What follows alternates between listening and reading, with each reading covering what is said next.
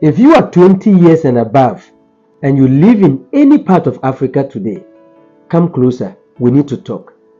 I see many young and vibrant men and women who are determined and passionate about breaking poverty in their communities.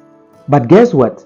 In the next 2 to 3 decades, most of these young ones would have lost confidence in themselves with little or no passion about life at all.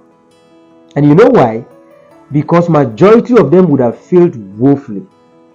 Don't get me wrong. I'm not predicting doom for African young ones. But I sat down and asked myself 3 key questions, and I realized that many young ones in Africa today do not have what it takes to break through the global financial trends of today.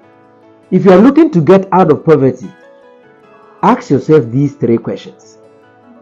What skill have you mastered so well that today's businesses and industries require so much? Forget about teaching, nursing, banking, and all those professions you read books to acquire. How many people in those fields, working for decades, have broken poverty? When business owners are looking for people who bring solutions to the table, when they are looking for people who build the softwares, people who engineer business lines, people who protect their cloud systems, people who audit their compliance, and people who handle digital sales, do you fall within any of these categories? Do you even know the value of the skills I just listed? But you want to break poverty, right? How do you do that? Number 2, what information do you have concerning the trends in the world of today? The world is shifting from everything human strength, ranging from artificial intelligence and everything tech to digital marketing. So many things are even sold online today. But when you head to TikTok, all the videos you like are naked videos, comedy, and twerking. How do you break poverty with this content? Number 3, how prepared are you for the future? When you started your new job, you saw people who have lived in that job for 10 years and 20 years. You didn't even bother to ask what wrongs have they committed to have their lives in those situations. All you know is that the year has ended and that next year is your year of breakthrough. It's not as if I'm giving you pressure, but I want to ask you a candid question. When have you ever achieved one single goal in a year? Look, pay attention.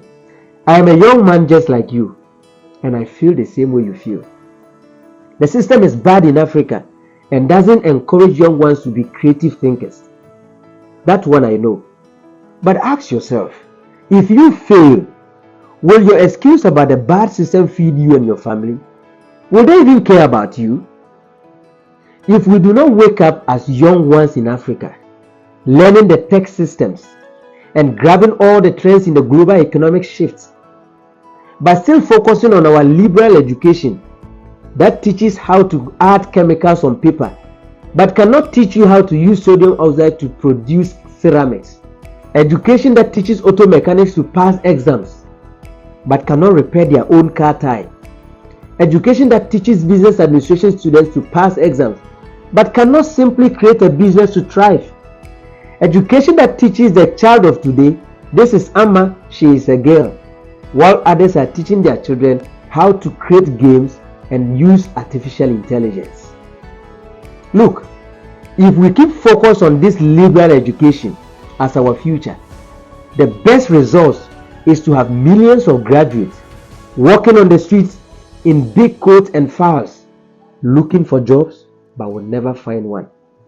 We will increase crime rates, we will increase poverty rate, corruption rate, we will increase sickness rate and even death, and we will fail woefully.